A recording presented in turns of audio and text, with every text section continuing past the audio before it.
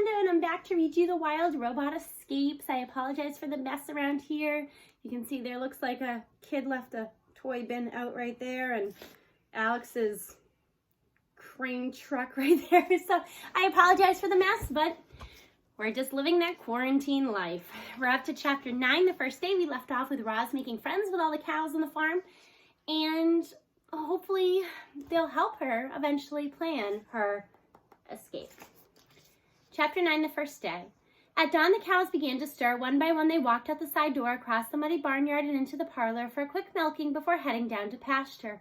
They followed the same routine every morning like clockwork. However, on this morning, the cows were joined by a robot. With her computer brain full of farming knowledge, Roz was ready for the first day on the job. She stomped through the tall, wet grass with her head slowly turned as she scanned the scenery. The sun was shining, the fog was lifting, the cows were grazing, and then the whole world seemed to flip upside down. Before Roz knew what was happening, she was on her back looking up at the sky. A strong stench filled the air. A robot had slipped on cow dung. The herd erupted into laughter. Tess called out, "Welcome to Hilltop Farm, Roz," which brought another round of snorts and moos. "You'll have to get used to the cow patties and to laughter," said old Annabelle, strolling over. "Not much happens around here, so we're always eager to get a laugh." "I understand," said Roz. "I like laughing too. Ah, ah, ah." Then the robot stood up, wiped her feet, and continued exploring the farm. But she was more careful to watch where she stepped.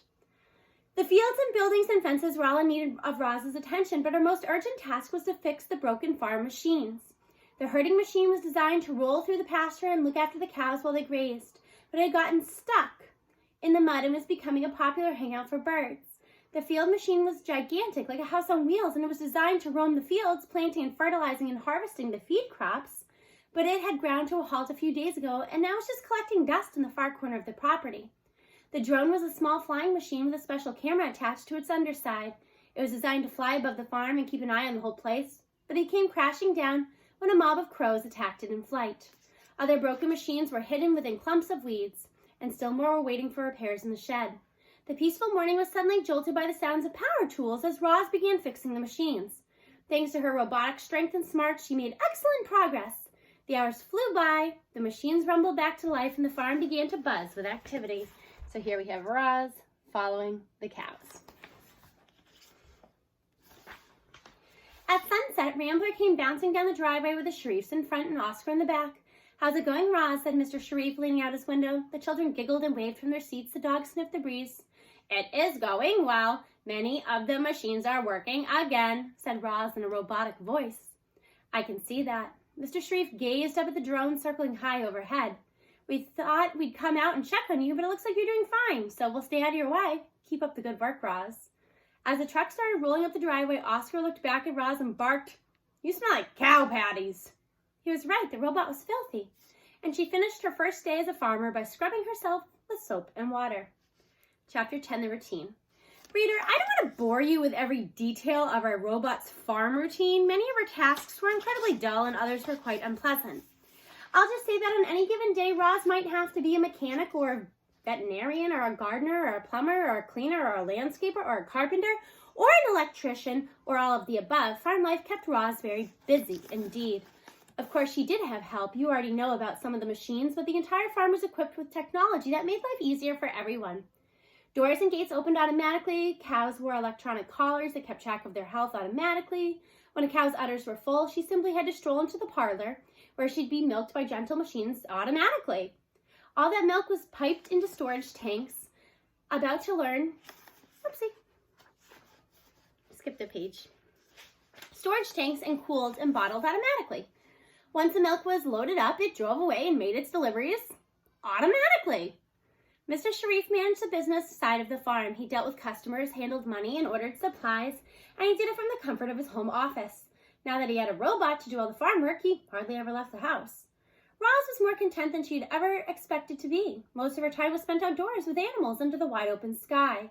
Even while laboring in the fields, she could always stop and smell the flowers, look up at the clouds, and feel the cool air drifting from the trees. And yet Roz was living two lives. When she had the farm to herself, she could play with the calves or run through the grass or chat with the wildlife. But whenever the Sharifs were near, Roz had to pretend to be a normal robot. She could never let them know who she really was. Chapter 11, The Stragglers. Wild geese are known for migrating in the autumn and spring, but exactly when a flock migrates is up to the members. Some flocks choose to fly early in the season, others straggle far behind. And it was one of those straggling flocks that caught the attention of our robot. Honk, honk, honk. The geese were heard before they had been seen. Their honking voices echoed across the farm, and then the flock appeared above the fields, flying in a wobbly V formation. They glided over the pasture and plunked down into the pond. None of them was very concerned as Roz approached. The geese had seen similar creatures on other farms, and they knew there was nothing to fear. But they were about to learn that our robot was very different from the others. "Hello, geese," said Roz. "Welcome to Hilltop Farm." The geese froze. They stared at Roz with a suspicious eye. And the biggest goose slowly swam over. "I've come across plenty of monsters like you," he said, "but I've never met one who could talk. I am not a monster. I am a robot. My name is Roz." The goose scratched his head. "Well, it's nice to meet you, Roz the robot," he said. "My name is Wingtip. This is my flock." Roz gave a friendly wave, and soon the flock was gathering around, curious to meet its odd character. As you can imagine, the geese were shocked to learn that Roz had a goose for a son. They asked her all kinds of questions about Bright Bill, about her old life on the island, about her new life on the farm. Then Roz asked them a question of her own. "Do you think Bright Bill's flock would ever come this way on their migration?" "Doubtful," said Wingtip. "It sounds like his flock takes the eastern flyaways. They'd never come this far west." The robot slumped with disappointment. "However, we geese are full of surprises," added Wingtip. "I promise you this, Roz, if I ever meet Bright Bill, I'll point him in your direction." The talk was interrupted by giggling and barking. The children were taking their dog for a walk. Roz couldn't be seen chatting with geese, so she whispered a quick goodbye to her new friends and went to work. And when she looked down at the pond later that day, she saw the flock was gone. Chapter 12, Homesick Robot. We all feel homesick at one time or another. Even the robot felt something like homesickness. Roz belonged with her son and her friends on her island. She was determined to find her way back, but how? If the robot was seen doing anything unusual, Mr. Sharif might have her destroyed. Roz had to be careful. So she calmly went about her farm work day in, day out, but all the while, our homesick robot was secretly planning her escape. Chapter 13, The Electronic Signal. Beep, beep, beep, beep. A message was flashing on Roz's computer. The drone was reporting that gusty winds had sent it spiraling into a neighbor's bean field. So the robot grabbed the big heavy toolbox and marched up to clean the pieces. Roz found the flying machine upside down, with its landing gear poking above the rows of leafy plants. It had some scrapes and scratches, but no major damage. She flipped it over, brushed it off, and tightened a few screws. Then she said, "Return to Hilltop Farm." The engine started buzzing, and the machine lifted off the ground and flew home.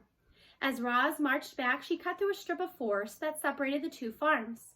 There were trees and ferns and rocks and shrubs and small forest animals. It was a little piece of wilderness. And suddenly, the robot was thinking of that wild island she missed so much. Someday she would try to run away and return to her home. Was this the moment of her escape? Could it be as easy as sneaking off through the trees? No, it couldn't be that easy. Ahead on the other side of the trees, Mr. Sharif was sitting in his pickup truck watching Roz. Because of the robot's electronic signal, he knew she had stepped off the property, and he had raced out to see what she was up to.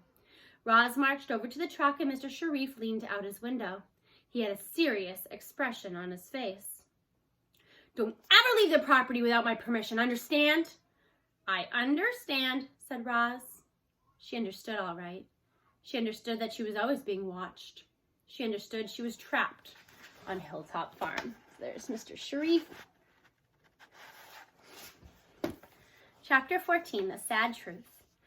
That night, while everyone was sleeping, Roz stayed up with her computer and researched sneaky subjects. She looked for diagrams of her own body, for maps of the area, for any news that might help her escape, but the robot found nothing. The computer only let her access information about farming. She was cut off from the outside world. It was clear that if Roz wanted to escape from her new life, she would need help, but the cows didn't know how to escape, and Mr. Sharif would never leave the robot. Who could possibly help Roz run away from the farm? Who do you think could help her? Chapter 15, The Children. As time goes by, Roz saw less and less of Mr. Sharif, but she saw more and more of the children. They were shy at first. The robot might look up from the pasture and see Jad peeking around the corner of the barn, or see Jaya spying from the branches of a tree, but the children were growing bolder. And then one day, Roz marched into the workshop and heard giggling. She walked to the closet in the back, opened the door, and there was Jaya, smiling and trying not to laugh. "I'm hiding from my brother," whispered the girl. "Close the door." The robot closed the door. A minute later, Jad ran in, flushed and out of breath. "Hey, Roz, have you seen Jaya?" The robot just stared. "I know she's in here," said Jad, and he began prowling around the room. He searched under the work table and behind the tool chest and between all the bulky workshop machines. Finally, he marched up to Roz and said, "I order you to show me where my sister is hiding." The robot pointed to the closet. Jad smiled mischievously and tiptoed over. Then he flung open the door and screamed, "Found you!" "No fair," Jaya whined. "Roz showed you where I was hiding."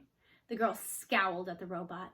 "That wasn't very nice, Roz, but you can make it up to me by playing hide and seek. Count to 100, then try to find my brother and me, okay?" There was a brief pause. Then the robot said, "Okay." Jaya and Jad squealed with delight and scampered out of the door as Roz started counting. The robot's sensitive ears listened carefully for the children outside. She heard quick footsteps crunching across the driveway.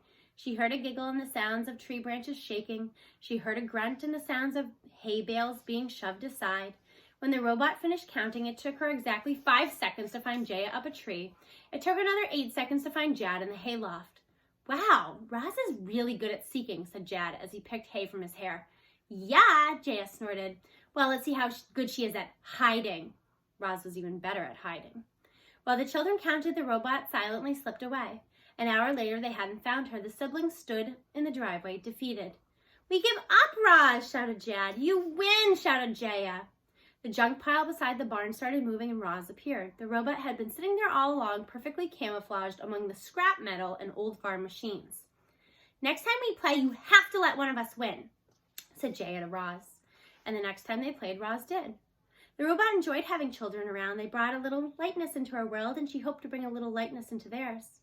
Life must have been dark since their mother passed away. However, Roz had another reason for wanting the children around. So there we have Roz and the kids. She needed them. Her only chance of ever returning home was if Jay and Jad could find it in their hearts to help her escape.